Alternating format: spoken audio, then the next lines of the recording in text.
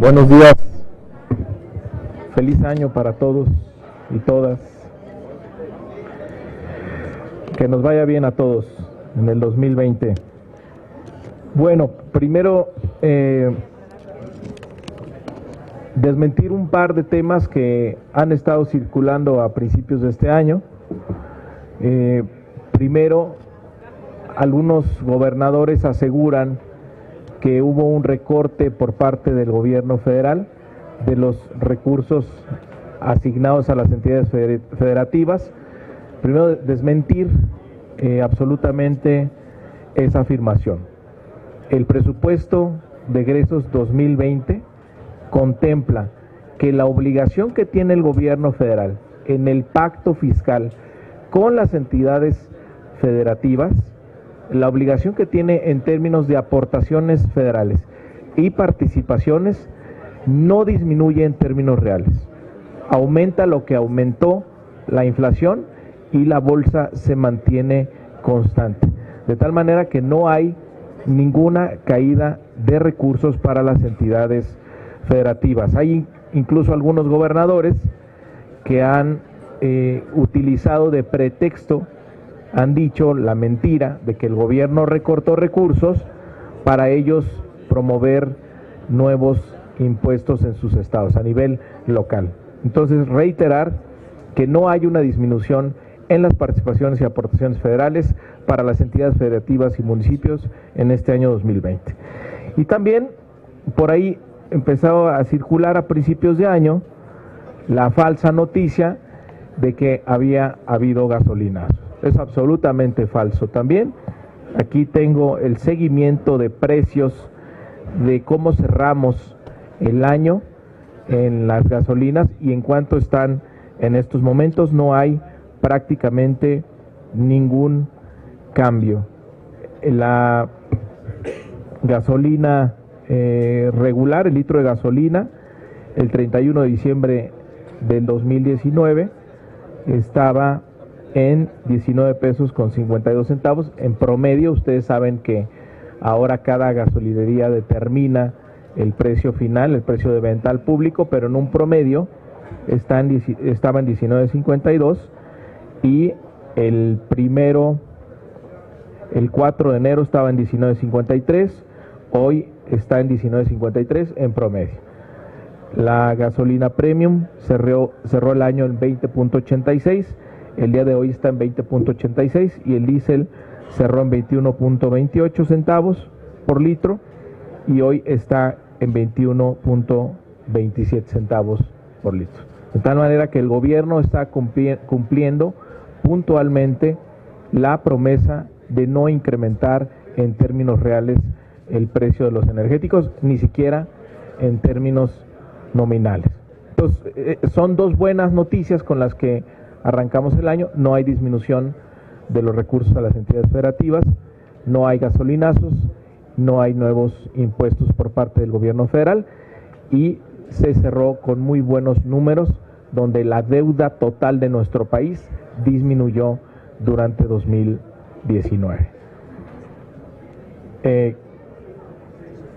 La perspectiva económica para el 2020, por la noticia que tuvimos ayer en el Senado de los Estados Unidos de que ya avanzó en el Comité de Finanzas la aprobación del Tratado de Libre Comercio con Estados Unidos y Canadá, el nuevo tratado comercial, es una buena noticia para nuestro país, ayuda a fortalecer las expectativas positivas para nuestra economía en este 2020 y yo estoy seguro que eso va a ser un detonante de muchas inversiones en toda la región de Norteamérica y principalmente en nuestro país.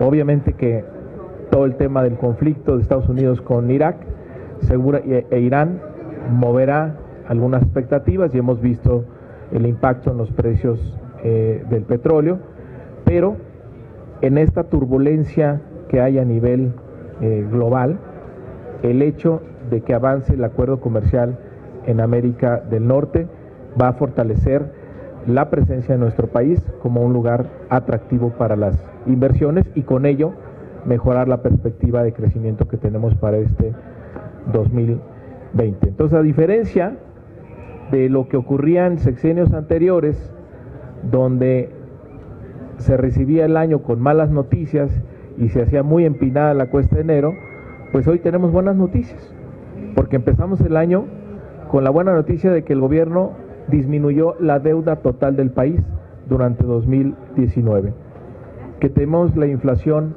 más baja, por lo menos en los últimos 20 años, que tuvimos el mayor incremento en salario mínimo en los últimos 40 años, que el precio de los energéticos se mantuvo constante, no hubo gasolinazos, y que el gobierno federal no estableció nuevos impuestos. Todo esto son buenas noticias para las familias mexicanas, y además le sumamos la mayor inversión social en la historia, donde casi 20 millones de mexicanos van a estar recibiendo apoyos directos vía pensión a adultos mayores o algún tipo de beca o algún otro tipo de programa para el bienestar.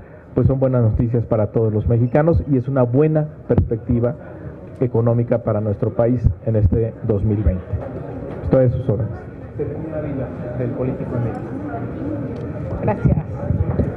Feliz 2020, coordinador. Preguntarle, muchas gracias. Y abundando sobre este tema del conflicto Estados Unidos e Irán, ¿cuál sería su postura en este sentido? ¿Cuál cree que debería de ser la reacción, la postura del gobierno federal? No nada más en un tema diplomático, sino también respecto a los efectos que esto va a tener, pues obviamente en nuestro país. Estaba yo revisando, y usted corrígeme, la última estimación que yo tenía es que habían subido 4% los precios internacionales del petróleo. Eso es una buena noticia en apariencia para México en el tema recaudatorio, pero en el tema de las gasolinas y lo que importamos, ¿cuál tiene que ser la política fiscal o lo que tiene que hacer el gobierno pues para evitar pues obviamente un gasolinazo, un incremento en gasolinas que lleve a un incremento de precios y una inflación? ¿Cuáles serían en ese sentido sus opiniones? Muchas gracias. Bueno, respecto del conflicto internacional, México debe apegarse a su política exterior, a lo que establece la Constitución, y obviamente no intervenir en absoluto. Ojalá todo se resuelva de manera pacífica, que no escale el conflicto, porque pues no es deseable tener este tipo de conflictos en el mundo. Y lo que sí es insalvable es el impacto económico que estas acciones tienen. Ya vimos el aumento en el precio del petróleo, que por un lado son buenas noticias porque nos genera mayores recursos producto de la exportación del petróleo que tenemos en nuestro país, pero por otro lado nos encarece el gas y las gasolinas que importamos. Entonces, el año pasado tuvimos un déficit en la balanza energética. Si todo lo que exportábamos de petróleo no nos alcanzaba para pagar lo que importamos de gasolina. Ese fue el modelo que plantearon los otros gobiernos con la reforma energética, y de ahí la importancia de incrementar la capacidad de refinación de nuestras instalaciones para depender menos del exterior. Por eso tiene una visión estratégica la refinería de Dos Bocas, precisamente en este tipo de conflictos, de coyunturas. Si nosotros refinamos, generamos más gasolina en nuestro país, estamos menos expuestos a los vaivenes de los precios internacionales. Y aquí también es muy importante que el gobierno mantenga su compromiso de que no haya un aumento en términos reales en los precios de los energéticos, porque a pesar de este conflicto y del impacto que tenga en el precio del petróleo y las gasolinas, el consumidor final en nuestro país no se va a ver afectado. Y esta política del gobierno, que es muy diferente a las anteriores, sí ha contribuido y fue un factor fundamental durante 2019 para alcanzar la cifra de inflación más baja en los últimos 40 años.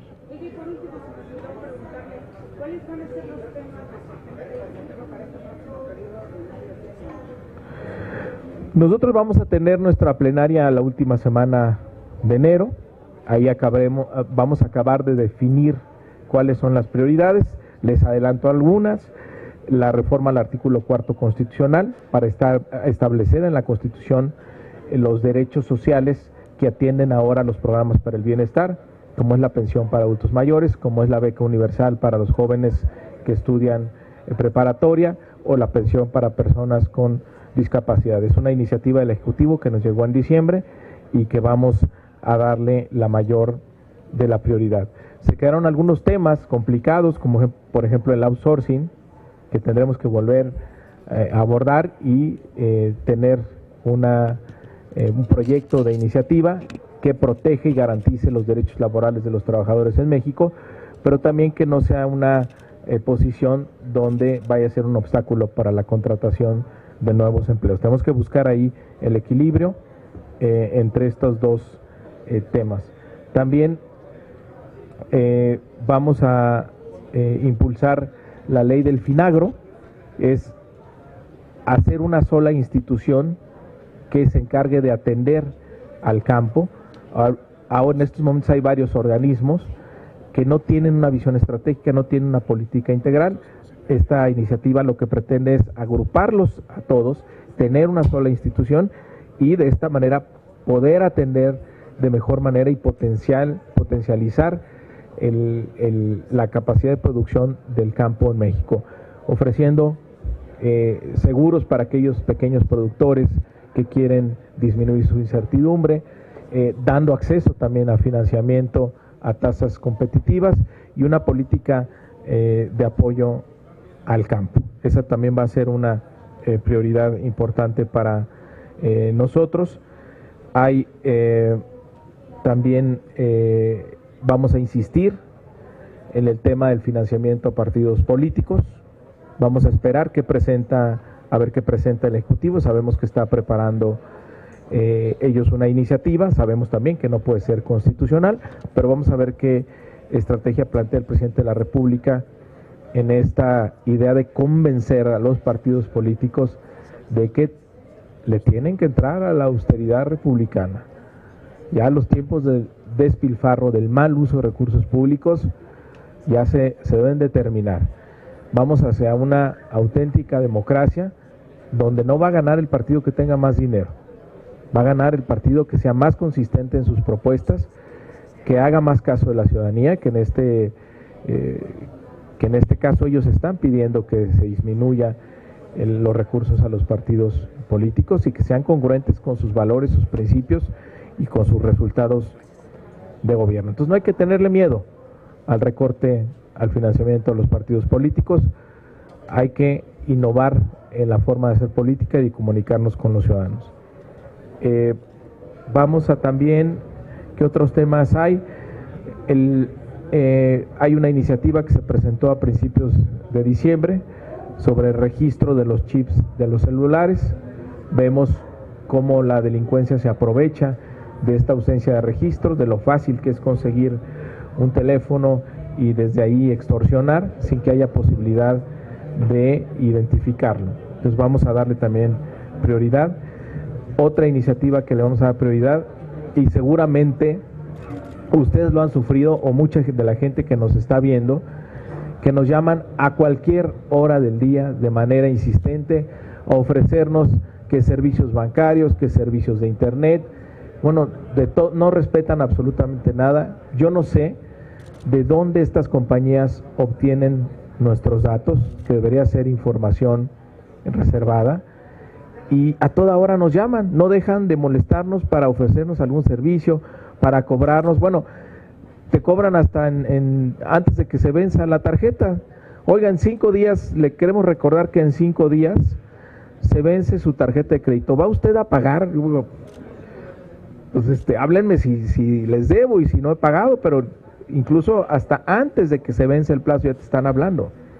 Entonces hay un abuso claro ahí de muchas compañías y bancos en el uso de nuestros números telefónicos. Entonces vamos a legislar para que esto esté prohibido y salvaguardemos nuestros datos personales y también nuestra privacidad, porque no tienen ni horarios, no tienen ningún respeto de nada en absoluto, y es una lata para todos. Son algunos de los temas que vamos a abordar. La agenda final, definitiva, la vamos a tener la última semana de enero. Bertita. Buenos días, felicidades. Buen año para todos. Señor, la deuda, ¿en cuánto bajó? Porque es un dato muy importante lo que usted nos dijo, por un lado. Por el otro, ¿cómo viene el aspecto político? La Comisión de Puntos Constitucionales está céfala de presidencia y tiene temas fundamentales como los de precisamente la reducción de las prerrogativas a los partidos políticos. Otra, y en este sentido,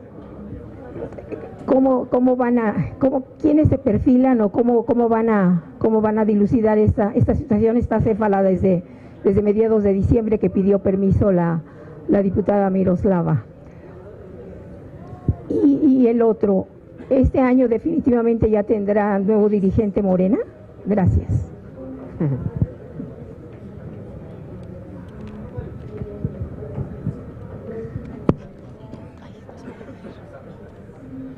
A ver, aquí está, miren. ¿En cuánto bajó la deuda? La deuda total de nuestro país bajó en un punto del PIB. Pasó de 44.9% del PIB a 44.7% del PIB. Esta es la deuda total de nuestro país. Hay que recordar que esta deuda en la administración anterior creció por lo menos 10 puntos y casi llegó a estar en 50 puntos del PIB. Durante 2018 hubo un desendeudamiento importante, mataron la inversión pública, prácticamente la cancelaron, para que no terminara la anterior administración rozando los 50 puntos del PIB, porque las calificadoras perdieron sus focos amarillos. Entonces, lo que ha hecho este gobierno en su primer año es mantener el endeudamiento. Incluso bajó de 44.9% del PIB a 44.7% del PIB. Ese es un esfuerzo muy importante y es producto de mantener orden en las finanzas públicas y de haber cumplido el superávit de 1% en 2019 a que el gobierno se comprometió. Este es un mensaje muy bueno para los mercados, para los inversionistas, saber que se tiene un gobierno disciplinado y que mantiene los equilibrios fiscales. La Comisión de Puntos Constitucionales, bueno, durante la plenaria de Morena, ahí tendremos que definir, entre otros pendientes, quién encabezará ahora los trabajos en la Comisión de Puntos Constitucionales. Y respecto del partido, pues ojalá la dirigencia logre establecer una ruta que tenga certeza jurídica y política de que haya un proceso de renovación ordenado que fortalezca al partido y que estemos listos para enfrentar el proceso del 2021 que arrancará en septiembre de este año.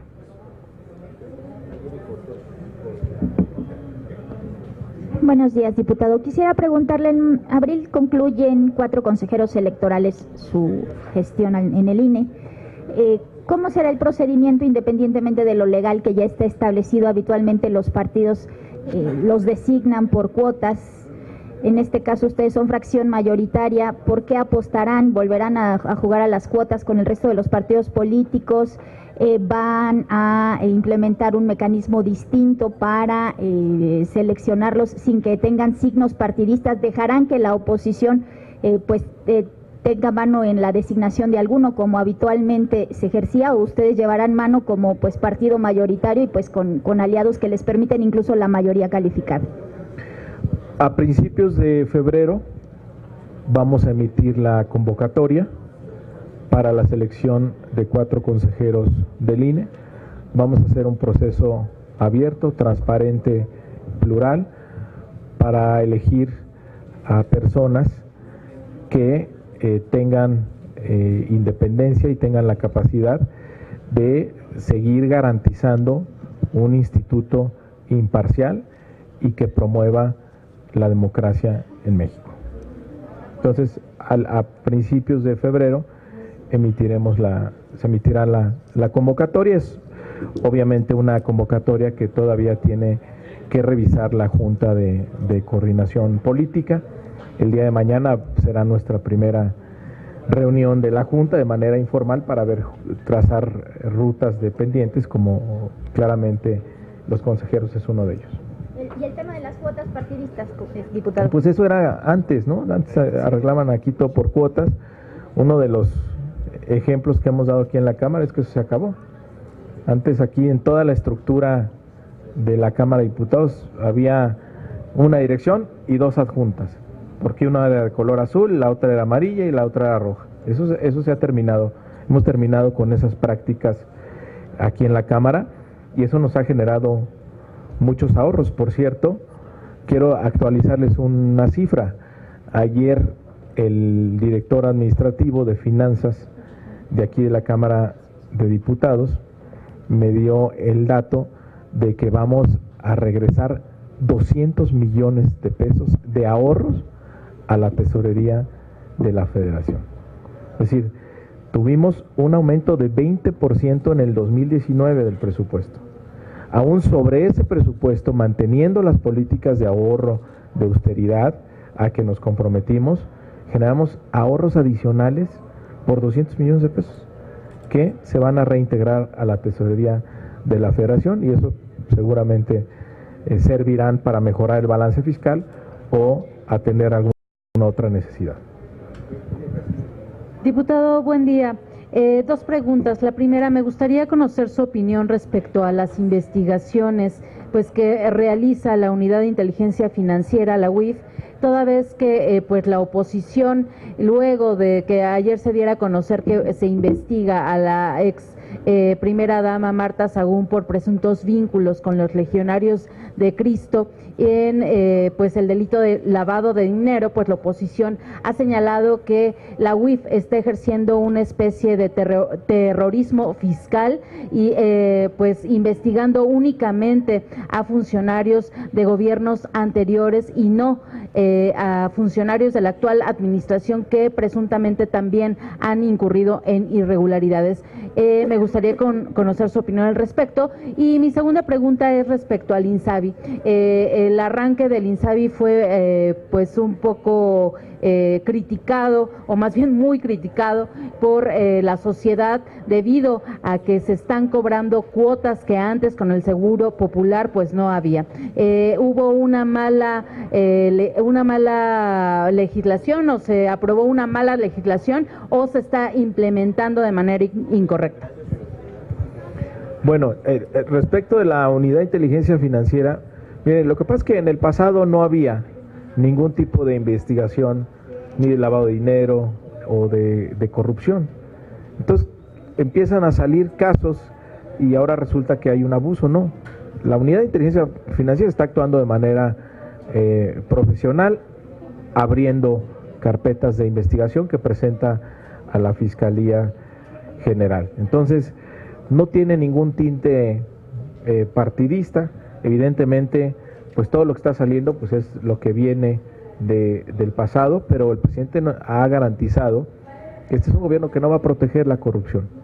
Y todos los funcionarios lo saben, todos los gobernadores también lo saben, que a partir del 1 de diciembre del 2018 sí se marca un punto en donde no se va a tolerar la corrupción. Y ello hay que sumarle la reforma constitucional que hicimos, donde ya se considera delito grave la corrupción y es un delito que amerita prisión preventiva oficiosa, y donde la ley de extinción de dominio se puede aplicar para recuperar aquellos bienes que se hayan obtenido de manera ilícita y poder devolvérselos al pueblo. Entonces, entiendo que la oposición pues no le guste que ahora haya un combate a la corrupción, porque ellos se acostumbraron durante muchos años a la complicidad y a la impunidad, y ahora son tiempos diferentes. Sobre el caso específico de Marta Sagún, ¿cuál es su opinión? A ver, miren, hay que respetar la investigación. Yo no quiero presumir resultados que todavía no se tienen o que no conocemos o que no son públicos, pero pues nada más hay que hacer un poco de memoria, pues la cantidad de abusos que eran públicos, que eran evidentes, que cómo presumían los excesos cuando estaban en el poder. Pues acuérdense también de cómo se comportaban o la riqueza evidente que había por parte de su familia. Entonces, pues hay que esperar a los resultados de las investigaciones para no adelantar o no meter en la bolsa de culpables si no tenemos pruebas de ello. Respecto al INSABI, hoy es 8 de enero, o sea, el INSABI lleva 8 días. Entonces, toda esta publicidad de que el INSABI no está atendiendo, que está, pues eso no es cierto.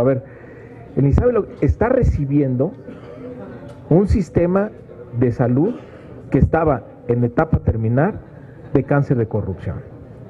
Es lo que está recibiendo y va a tener que reorganizar, va a tener que arreglar, va a tener que componer un sistema de salud descompuesto. El presidente lo dijo siempre, de las peores cosas que recibe es el sistema de salud. Entonces, en 8 días, el INSABI no descompuso el sistema de salud, así se está recibiendo el sistema.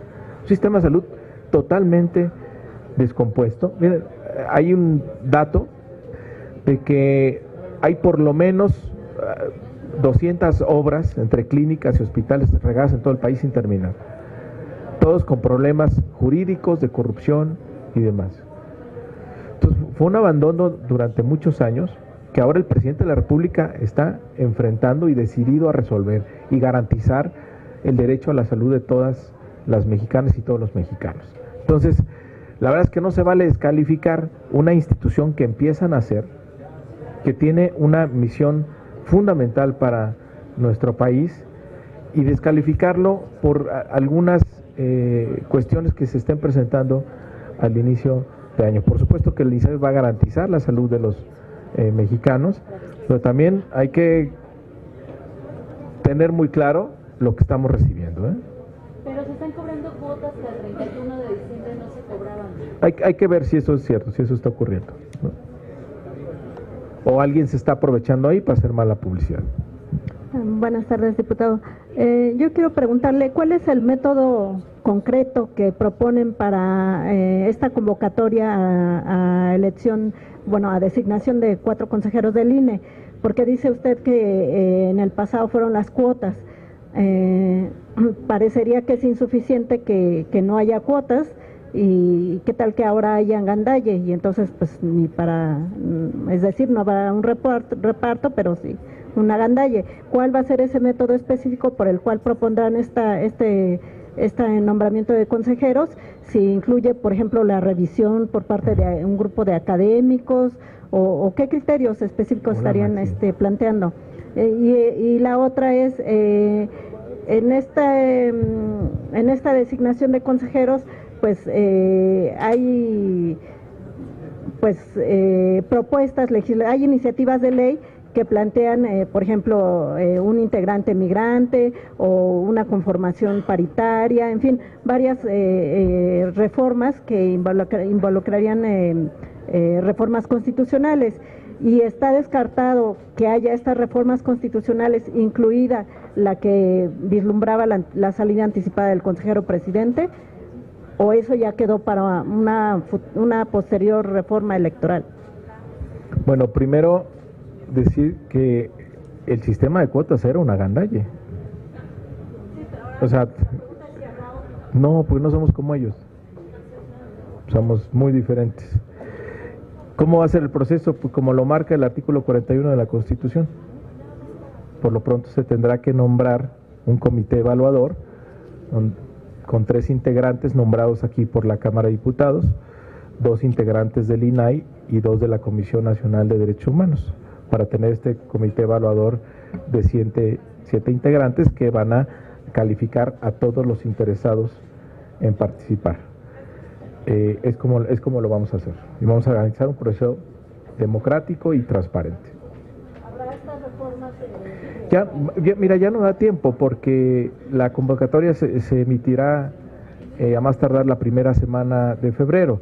Lo que sí les podemos garantizar es que le vamos a dar preferencia a las mujeres, para que haya equidad, paridad en los consejeros. Buenos días o tardes que ya son, diputado.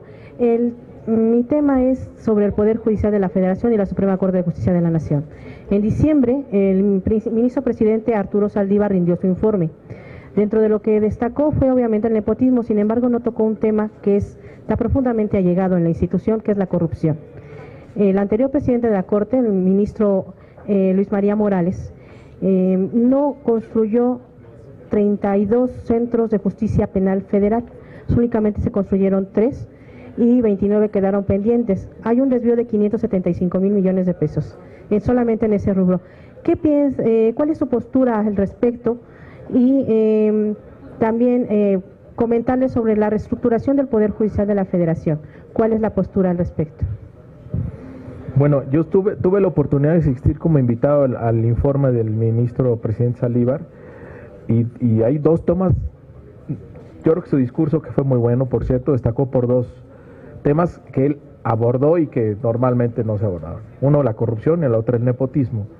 Claramente él se refirió a la corrupción en el Poder Judicial y él hizo un compromiso de seguir luchando en contra de la corrupción y contra el nepotismo dentro del Poder Judicial. También él habló en ese informe de plantear ya una reforma al Poder Judicial que estaremos trabajando en el siguiente periodo de sesiones. Es una reforma que tendremos que construir de la mano del Poder Judicial. ¿Esa reforma incluye la tercera sala? No lo sé, digo, apenas iniciaremos con esa discusión, ¿no? Gracias, coordinador. Buenos días, buenas tardes. Oiga, hace unos días se dio a conocer una cifra, la cifra de desaparecidos, ya con datos actualizados, que pasó de 40 a 60,000. Y en todas las encuestas, el asunto de la inseguridad sigue como la cosa que más preocupa a los mexicanos. ¿Qué es por dónde está pasando todavía este problema? Particularmente me refiero al 2019. ¿Y qué podemos esperar para este año? Y sobre todo, ¿hacia dónde va a encaminar esta estrategia contra la inseguridad? Porque en todas las encuestas sigue apareciendo, como le repito, el problema que más preocupa a la gente, pero no se perciben resultados. ¿Qué es lo que está pasando? No, sin duda que es el principal problema del país, así lo reconoce el propio presidente de la República. Es una tendencia muy difícil de revertir en tan poco tiempo. Al mismo tiempo, también se está conformando la Guardia Nacional, una policía de dimensión nacional que no se tenía. Tiene menos de un año la Guardia Nacional. Se espera que en este 2020 tenga por lo menos otros 20,000 elementos, y aún así es una policía pequeña para lo que necesita el país. Sin embargo, ahí está una estrategia diferente a lo que se hizo en el pasado. Entonces, además de la inversión social que está impulsando el presidente de la República, debe empezar a dar resultados, y también se necesita la cooperación de los gobiernos de los estados. Los gobernadores, como se los ha pedido el presidente de la República, tienen que entrarle personalmente al tema, a estar dirigiendo todos los días, como lo hace el presidente de la República, la estrategia en materia de seguridad, si se quieren tener resultados. Entonces falta mayor compromiso por parte de las entidades. Debemos acelerar la conformación de la Guardia para que empiece a tener mayores resultados y detener pues esta inercia en la que se recibió al país, ¿no? En esta espiral de violencia y criminalidad en la que estaba sumergido México. Y tan grave es que, pues imagínense que el principal responsable de la seguridad en el sexenio que desata la guerra contra el narcotráfico, pues está acusado en una corte federal en los Estados Unidos por ser cómplice de un cártel. O sea, de ese tamaño es la descomposición. Entonces imagínate el grado de infiltrados, de traiciones, de delincuentes operando incluso desde las policías obstaculizando el trabajo de seguridad del Estado. Entonces es tremendo, si empezando por la cabeza, está acusado de proteger a un grupo delictivo. ¿Qué podemos esperar del resto? De estar todo podrido. Entonces cambiar todo eso no se va a lograr de la noche a la mañana. Sin embargo, tenemos un gobierno decidido a combatir la corrupción. Ayer decía el secretario de Seguridad Pública que no hay ni habrá Genaro García Luna dentro del gabinete presidencial, y a seguir teniendo como prioridad hasta que se tenga paz y seguridad para todas las familias en México. Sobre este número de desaparecidos, ¿qué opinión tiene? ¿Es un aumento?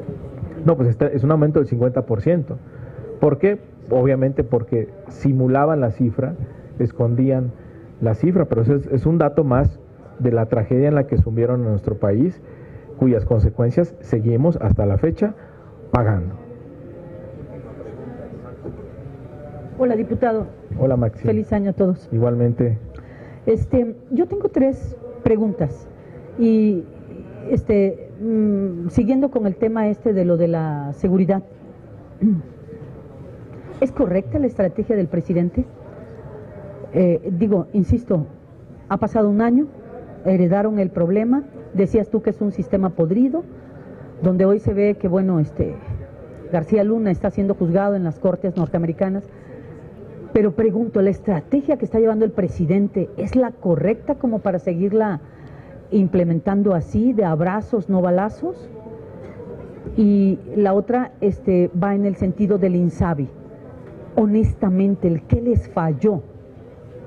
Porque lo que hay ahorita no son denuncias banales, sino que son ciudadanos quienes están diciendo que les están cobrando lo que ustedes habían prometido en esa reforma, que iba a ser gratuito. La pregunta es, honestamente, ¿qué les falló? El presidente hoy hablaba de que hay resistencias. ¿Resistencias de quién? ¿Que no tiene el poder el presidente como para decir, a ver, tú me estás haciendo malas cosas, ¿te vas? Y la otra pregunta, bueno, si quieres responde y ahorita te hago la otra. Te remato con una tercera. Bueno, lo que no podía hacer este gobierno es hacer lo que hicieron los 2 anteriores en materia de seguridad, que es simular y dejar que creciera la espiral de violencia. ¿Por qué si es correcta la estrategia del presidente de la República?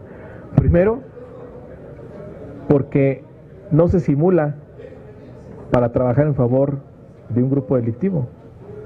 Es decir, no hay complicidad, no hay corrupción. Esa es una gran diferencia contra lo que hubo en el pasado. ¿Por qué si es correcta? Porque el presidente dio un paso que incluso el presidente Peña no se atrevió a dar, que es modificar la Constitución para crear una Policía Nacional y poder integrar a elementos del Ejército en este nuevo cuerpo de seguridad llamado Guardia Nacional, con la capacitación, el entrenamiento y el equipamiento suficiente para enfrentar un fenómeno delictivo del tamaño que estamos viendo en nuestro país. Es decir, no teníamos una Policía Nacional, el país no había tenido una Policía Nacional de este tamaño, ni con estas facultades. Entonces, evidentemente que la emergencia en materia de seguridad tiene que enfrentarse de esta manera. Y la otra, lo más importante que a veces perdemos de vista, los resultados van a venir, como dice el presidente, la paz es fruto del bienestar y de la justicia. Entonces, toda la inversión social que está permitiendo que miles de campesinos que no tenían ninguna posibilidad de darle valor a su tierra lo hagan a través del programa Sembrando Vidas o a través del programa de precios de garantía, o miles de jóvenes que fueron abandonados durante muchos años, tienen ahora la oportunidad de seguir estudiando con las becas Benito Juárez o con el programa Jóvenes Construyendo el Futuro, involucrándose en alguna actividad productiva. Es decir, lo más importante de la estrategia de seguridad es la inversión social. Entonces, ahí es restaurar el tejido social que dejaron que se descompusiera durante muchos años. No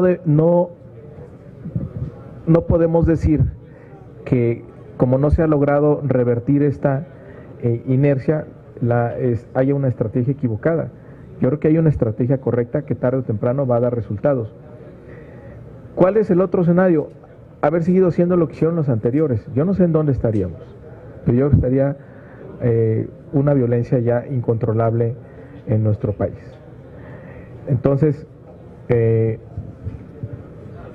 todos sabemos de la tenacidad del presidente de la República, sabemos que es el primer asunto que atiende todos los días, el tema de la seguridad, y tendrán que verse los resultados. Yo creo que la estrategia es la correcta, porque ataca las causas del fenómeno delictivo con una inversión social y en el corto plazo la Guardia Nacional enfrentará la violencia que ejercen los grupos delictivos. En el tema del INSABI, a ver, tú dices, a ver, honestamente díganos qué falló.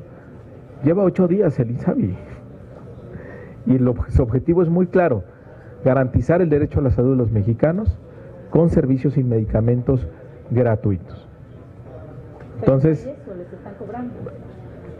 puede haber ahí algunos casos aislados de desinformación, porque es un cambio profundo el que estamos viendo, que es la integración de los servicios de salud que no se había tenido en nuestro país. Entonces, puede haber algunos vacíos de información, pero de ninguna manera es alguna insuficiencia en el diseño del instituto.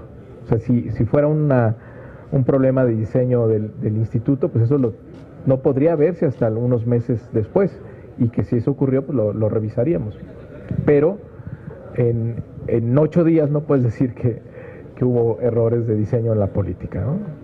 No, yo se lo pregunto porque digo, un sistema de salud que se descompuso durante muchos años. Esta fue una propuesta que vino de campaña, ¿sí?, que se trabajó aquí, que hubo debate, en el que se advirtieron cosas, y entonces los testimonios que hemos visto es de que ni abarca todo y ni es gratuito hasta este momento.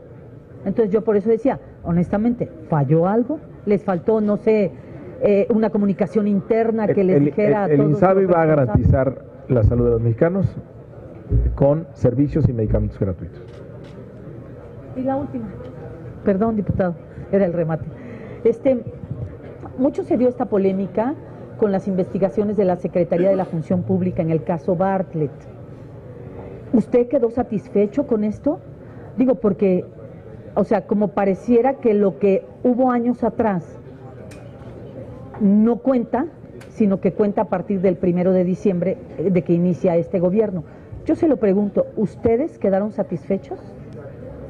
Pues la Secretaría de la Función Pública presentó los resultados de su investigación y el dictamen correspondiente, que es la autoridad responsable en esta materia. Entonces lo que tenemos es lo que ha presentado la Función Pública.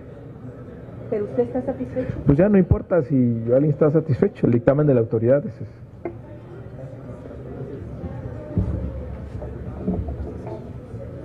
Ya no importa.